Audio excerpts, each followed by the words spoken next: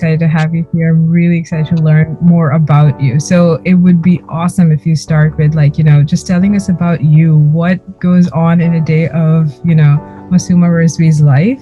And that being said, please include a little bit of your background and how you even got to where you are in your journey right now. Hi, Kinza. I'm really glad to be here and to be talking to you about my journey.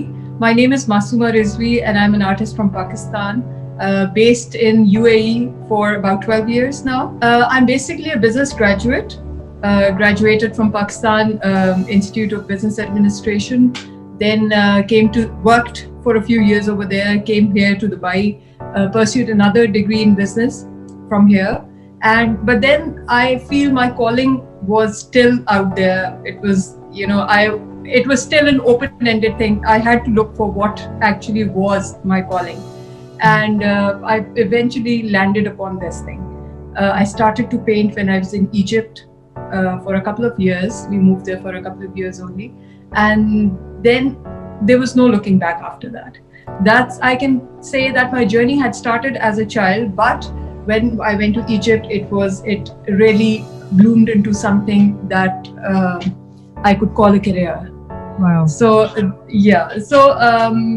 I think some things you're meant for. So I was led towards that thing. That's amazing. And you said that, it started when I was a child. Can you talk a little bit about that? Like what, process, or I know we all love to, draw or paint or something. Do you remember a medium that you used to love working with Yes. I still remember one of my art teachers who came to us when I was in year 3.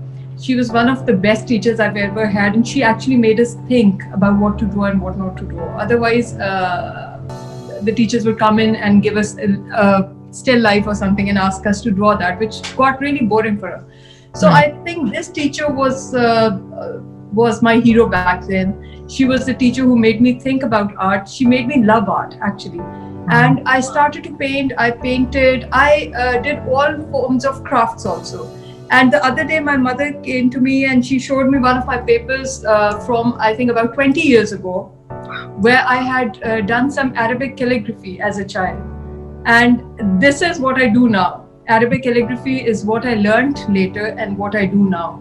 It's the focal point of my art, and all other concepts revolve around that. Right. So that's how my childhood experiences are connected with what I do now. And it's interesting for me to know. Yeah, I mean, it's full circle. It's actually full circle.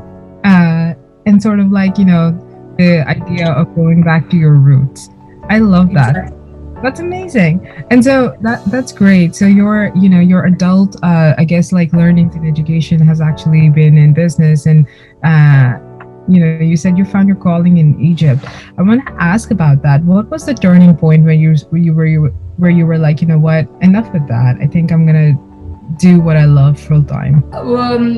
Kinza, I think it was more of the situation also. The thing was always there inside me to explore what I could do better and to explore for inner peace. I think that is what led me towards it. At the same time, I had started studying and researching a lot about Sufism also. I think Egypt was the perfect place which got everything together in one. It gave me some time to myself. It gave me some time to think also, to wonder, and to actually understand what I really wanted to do in life. It gave me that most required break from the routine life. And it made me think. So I think that's how all the elements got together in perfect harmony at that point. I can understand that, and I love those.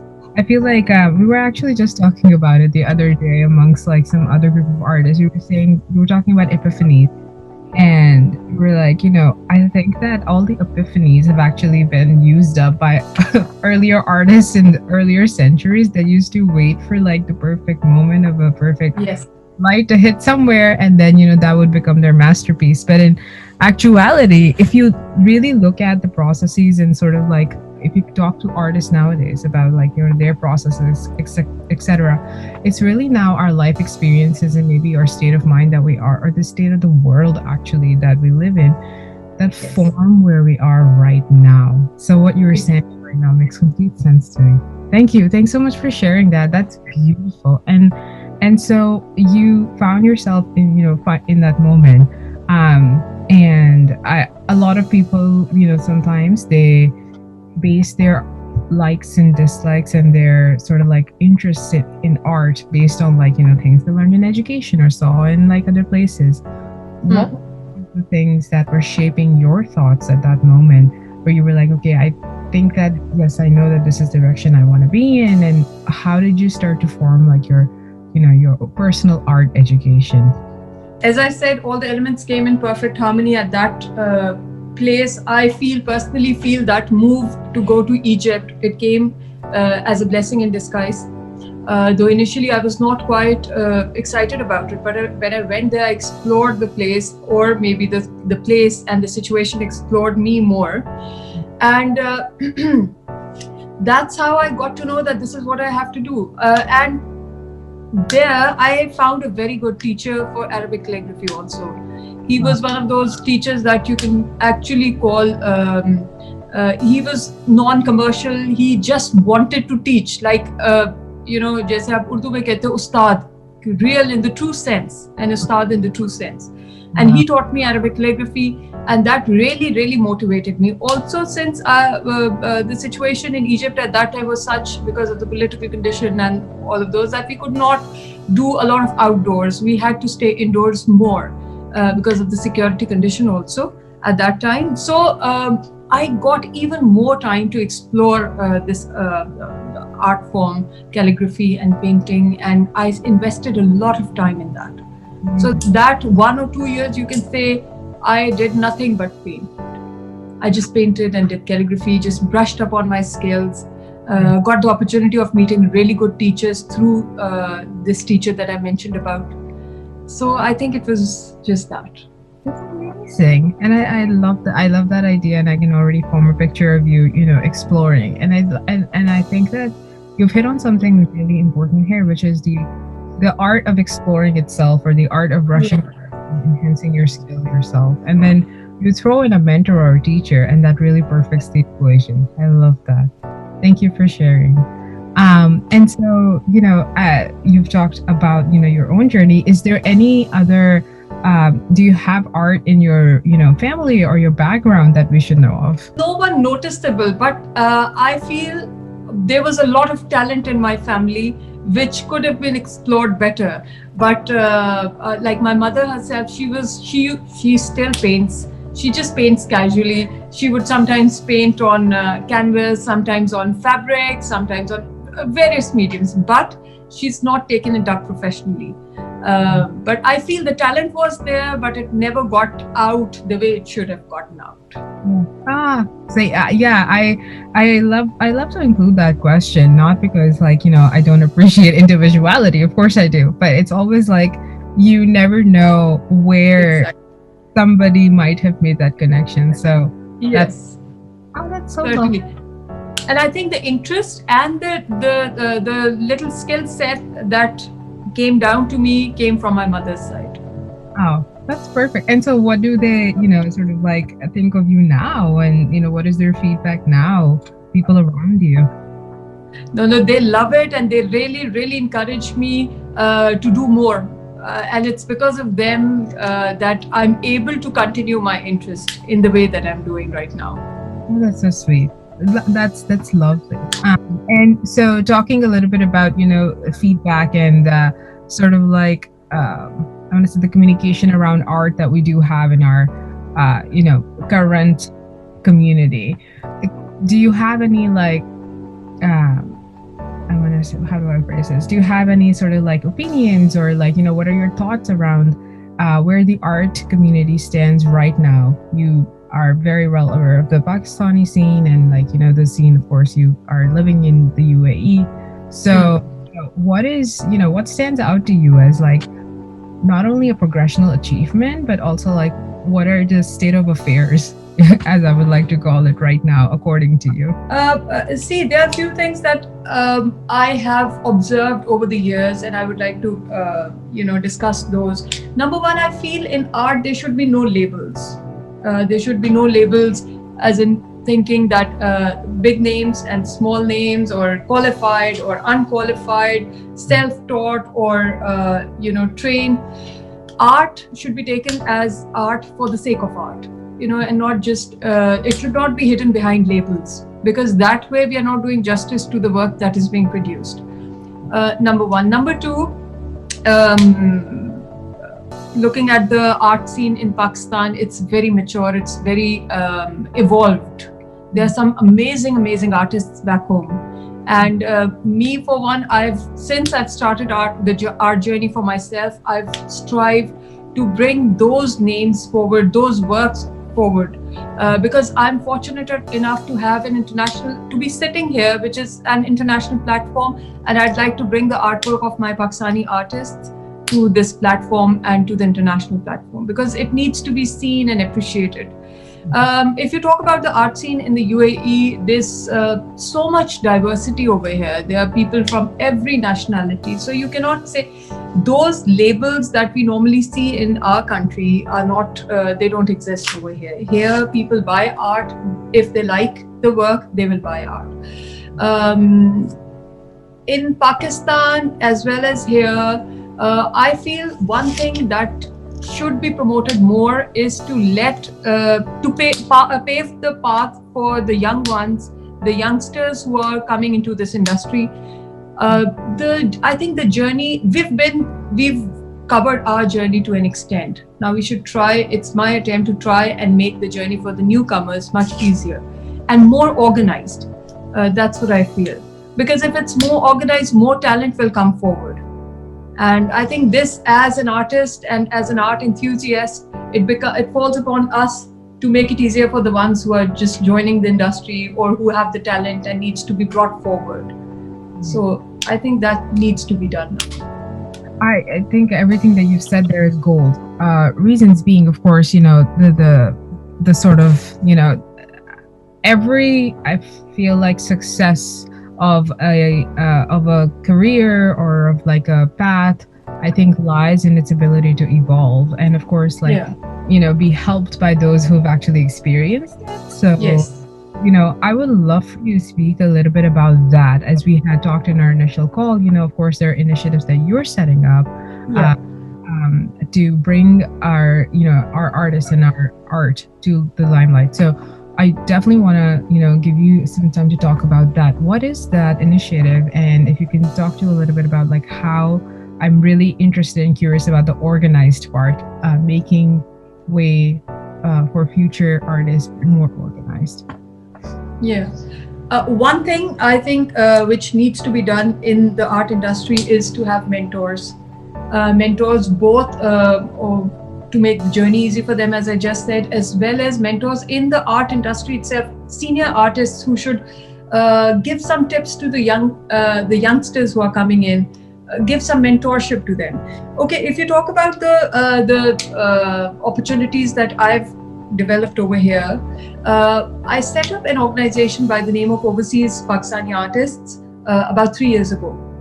There was a formal launch over here in Dubai, in association with the Pakistani Embassy and the Pakistan Association Dubai, where we launched this fraternity. It's not it's more like a fraternity. It's all the Pakistani artists who are based out of Pakistan and who are working professionally. So that is the condition, that they have to be working professionally and not as hobbyists only. They've participated in exhibitions and they're keen on taking their profession seriously and taking it forward. I brought them on one platform, which is called the Overseas Pakistani Artists Fraternity. And lately, just after working for about 3 years independently, we were taken up under the wing of Pakistan Association Dubai, which is a formal organization over here. And the PAD here is one of the largest Pakistan associations globally. So it's been an exciting journey that way also. And now that we come under the wing of Pakistan Association, it becomes even more, it's more formalized now, and the scope has become much wider. So currently, if you talk about the number of artists that we have about 50 to 60 artists on board the Overseas Pakistani Artists Fraternity who are formally working with us. Other than that, there are various other artists, about hundreds and numbers, who are still here, and they are working with us in one way or the other, and they are participating in the exhibitions that are done over here. They are participating in the various events that we do. But these 50 or 60 artists are those who are actively on board, and they are actively participating in discussions, in setting up events, in giving ideas, in taking it forward. Oh, cool. That's amazing. And I want to take a moment here to applaud you for that, because that's exactly what we need, right? Like somebody taking the initiative, setting aside time and effort and putting in the energy. So thank you so much for doing that. I would love to obviously meet and be part of, an event or something like that. But fantastic. Thank you. And you talked about, you hinted it directly and then, shortly actually, and then we went on talking about your initiatives. I think that you hit on a very good point here, mentors. In my conversations with, younger people, that younger artists that we've been talking to, or like the more, established or like known artists. And even now I'm putting labels here just to explain this to you a little bit, because what even is established artist, but the more well-known names in the industry, I feel like there is a disconnect, or what I felt is a disconnect, where the younger artists are definitely on this like soul searching path of, hey, so I was talking to a printmaker, and she was saying that I wish I had some South Asian names to give to you, but like unfortunately not. And it's not about the medium, it's that they exist. However, I just don't know how to get in touch with them, or there's no like mentorship, or there's no organization to form that connection with that person. And and that sort of actually affected her, in a way. But then she moved on to give me some, names of like Western printmakers, etc. But that piece is like very, very interesting. How do you think that there is, or have there been opportunities where through your work for overseas Pakistani artists, has there been an opportunity to address that mentorship part at all? Yes, Kinsa, we've been trying to contact senior artists to mentor. But to tell you the truth, there has been a disconnect. Like you used the word perfectly, there is a disconnect between the senior artists and the ones who are emerging. Let's call them the emerging artists. I feel overall in the art industry, and more so in our country, there's a bit of insecurity when it comes to what they are doing, what the artists are doing. Whereas it should not be so, because I feel every senior artist has developed his own style. Every senior artist has evolved over the years and has a name for himself in the market, and no one else can take it. Maybe, but I feel that a hint of insecurity in the attitudes of various artists, not naming any particular category or any particular group of artists, but various artists. I feel if you mentor, if you give out some knowledge or something that you've learned over the years, it only brings back more to your own self. It only opens up ways for your own self. And the pie, I feel the overall pie is very big. Yeah. It's huge, and no one person can take the share of another person. This is not just a philosophical thing. It's actually what I've seen happening in the industry, be it corporate, be it art or art culture or anything, name anything. And I feel no person can take what you're doing, especially in the area where you're showing your skills, like an artist or a singer or a dancer. Nobody can take your place in that. So if you mentor people, that would only open up more doors for your own self and not let anybody take your share. So I think that insecurity element has to be addressed in a very nice way, and let people, open their hearts to being more sharing. I love that. It's beautiful what you said. It's not the pie is big enough, or that there are. I feel like I know what I would love to add to that, because I've often heard that as well, that we all learn to also we all need to learn also to, bake the pie together, to be honest with you. Or Yes. it's like, it's not, it's an ever, I want to say, giving thing. And another thing that I've like, heard is like, whatever you give does come back to you. So what you're, explaining is almost like karmic in a way. So I completely agree. And if I'm being completely honest, I think it's also going to require some sort of open mindedness from Yes. where we're coming from and where we're going. So acceptance of like new forms of art or thinking is so needed. Uh, So, one thing that I would like to add, Kinza, is that, I feel art is such a thing where people are working in silos, they are working in their private space, and they don't like to share what they've learned over the years.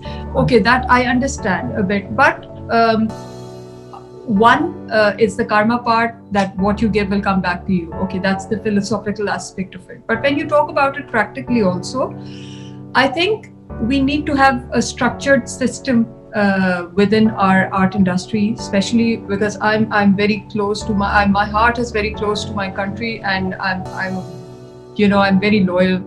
That way, I love my country. All of us do, but I keep thinking about it. It's in my mind one way or the other. I want to do something for my country, something where I'm sitting. Maybe if I can do whatever, I would love to do that for my country. So that way, I think there's one thing that is lacking is the structured approach from the side of the government also, maybe. If we set up systems where there's proper recognition from the senior artists, proper recognition for people who've really, really put in their best, then people will not feel as insecure. People will know, okay, if we work in this direction, if we work in the teaching direction or the mentorship direction, there will be, there is a bigger structure in our organization that will acknowledge what we've done. Here, as of now, I think all the efforts are going unacknowledged. That's why people just keep to themselves. They don't want to share, because it will not be acknowledged. So I think system has to be put in place. More than that, I would like to invite everybody who's listening to us right now to feel free to join our fraternity also of Overseas Pakistani Artists Fraternity. We do have some tutorials over here, which are just basic level, but just the idea of being together on one platform, sharing your ideas and thoughts, and more so your work with people of similar interests and people who come from the same background, the same country. I think that would be helpful. So there's a Facebook page and there are hashtags that you could use. I'll share those with you. If you could just play them at the end, it would be very helpful for many people who are trying to get into the industry and learn the norms of the industry. Absolutely, and thank you so much. I was just going to say we'll follow up with you to make sure that we have all the right ones, and we will, share them on Rungg, etc. as well. And thank you for that, because that's not only is that generous, but that's also, it puts things into perspective.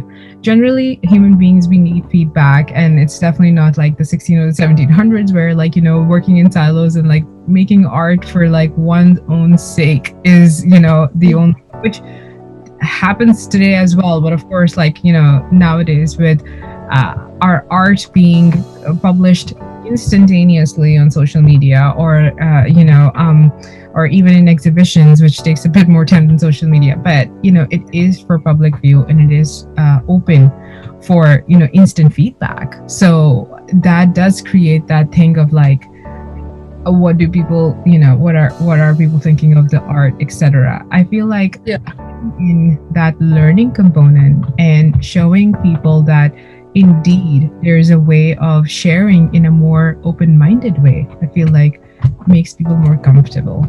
And speaking a little bit about that, because one thing that we've also noticed, having talked to so many artists, is the act of receiving and giving critique, which is a huge part of art.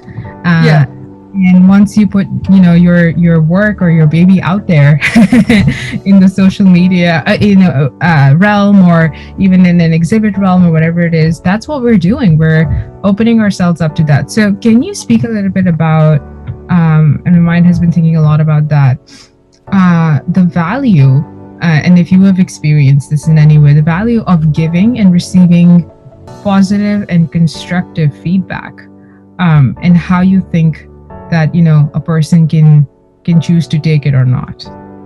Yeah, I think it's one of the most essential things when it comes to art and to any industry, actually. And I feel the concept of mentorship that I mentioned earlier, has critique as a huge part within it. Unless a teacher tells you what you're doing right, or a parent tells you what you're doing right and what you're doing wrong, you can never improve upon what you're doing right now, right? So I think it's one of the most important things. And again, because the system is not set, especially back home in our country where critique could be taken positively, I just my own humble opinion that if we set up that system where on a regular basis we could have a session of critique, or a session where people could just openly comment on each other's work, because as you said, when we put up our work on the social media, it's out there not just for the positive comments, but also to hear the comments where an improvement is recommended. Right. So I'm still looking forward to getting someone or people who could critique upon my work, who could tell me where the style could be changed, where something could be improved, where something could be included in the work to make it more enriching, or the concepts. So I think there's a huge gap still out there looking for critique. Positive. Makes sense. I feel like it also goes back to the labels conversation that you were saying in the beginning. I think that Yes. that happens a lot.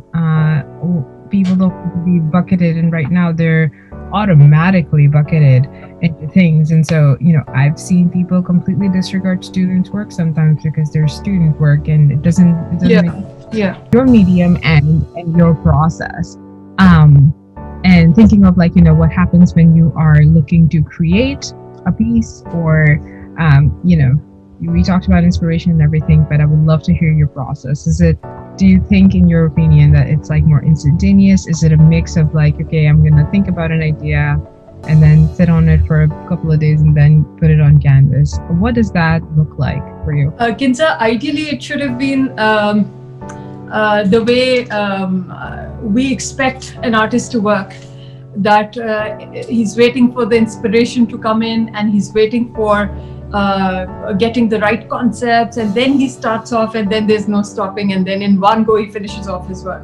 That's the ideal way. But then we live in this imperfect world where we have too many demands on our time also, there are too many things going on around in the head also, too many tasks to be finished, kids running around you, and many other things. So with all of those things, I feel my work, the process becomes a bit more ad hoc. It adjusts to the situation more. But if you talk about a general, a normal way that I proceed, I normally try to think of a concept first, which is always there in my mind. One or two concepts are always hanging around in my mind, which I sleep over, which are there in my mind when I go to sleep, when I wake up, when I'm doing my work, when I'm driving. Most of all, the concepts are there, and I keep evolving them by thinking about them more and more. Right. And then whenever I get the chance to paint, I just put them on the canvas. The colors and the theme, the palette, the basic palette I decide, but then the details and the color and the theme and all of those, they come as I start to work on it. And normally my painting is most of the times never finished in one sitting. It takes more than 2-3 days, or at times even more than that, because I create a fusion between painting concepts and calligraphy, as I just mentioned. So first, most probably in the normal way, I normally paint the backgrounds, then I do the calligraphy, and then I do the finishing touches on with the painting. So it takes a couple of sittings to finish one painting. Right. Oh, that's amazing. Thank you. Thanks for sharing, because as you know, people listening, or people even especially younger people who are looking to do work like yours, I'm sure they appreciate it. And that sounds right. I feel like Um, I've heard so many stories of process, and this seems, as you started out saying, the typical is that, oh my god, I have that inspiration and I need to like just bang a painting out. Yeah. This never happens because life. And talking about life, we were all collectively hit with a reality this year, which is COVID. So, uh, has that impacted your work and your process at all this year? Certainly it has, Kinza. Uh, previously people used to walk in, have a look at all the work that's available, and just, sales used to be much higher. But since COVID happened, certainly it has hit my painting sales, but there were good things also that happened. Number one, because I give out art classes also. Previously, I never thought of giving online sessions, but Right. since COVID started, I was forced to move to explore that side also and give out online sessions. And now, Touchwood, they're going so well that I am thinking of continuing the same online sessions even once, inshallah, hopefully, really soon, the COVID pandemic is over. Even then, I would like to continue with the online sessions because they are more convenient for myself, for the students who are attending, and it's more engaging, and it saves a lot upon on the travel time and all of that. So Yeah. some good things, some bad things, but alhamdulillah, hanging on.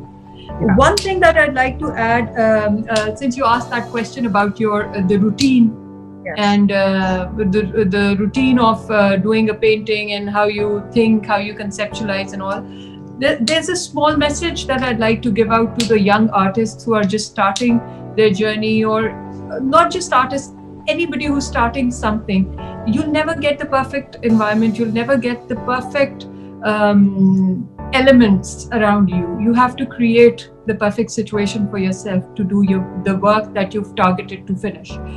So never look for that perfect situation. Just go with the flow and adapt with the situation. I love that. I feel like I needed to hear that because you're absolutely right. It's like, you are waiting for that. Sometimes myself, even I'm waiting for that perfect, like, environment, or like the right music to come on, or like the right state of mind to be in. But that right target, and in this world where we have an attention span of like 0.3 seconds, it's impossible to create that perfect scenario. Exactly. But completely agree. And so I would love to, end with talking about exactly that. One, I really wanted to hear about like this one favorite or so favorite art piece of art that you've made. And then number two, which I think you've already done, and then love that about you, is, what is a, sort of like a message, or kind of like parting words of wisdom. But yes, I would love to hear about a piece of art that, has been your favorite that you've done so far to date. I guess every piece of art is really, really close to your heart. But one, if you ask about one particular that really has my heart in it, is a calligraphy painting that I did. And the concept is something which is really, really, really something that I've studied a lot upon, and I've really, it really intrigues me. So this is a painting for which I'll share the picture with you.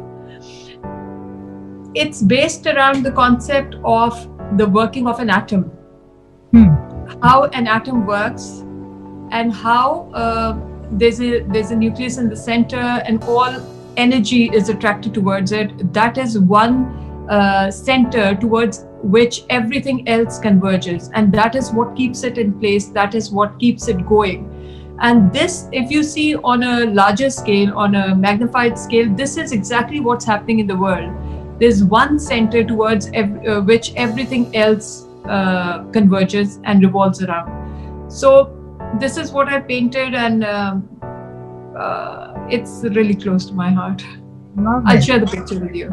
Absolutely, please do. Yes, and of course that'll be part of the published article. But then that sounds amazing, and you're right. I'm sitting here and I'm visualizing it.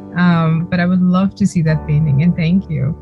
And you've already sort of like talked about the parting words of wisdom, but anything that you'd like to add in any aspect, please do. I'd like to give out a generic message to all people, all women out there, to all youngsters, whoever have any wish in their heart, they want to be someone, they want to do something.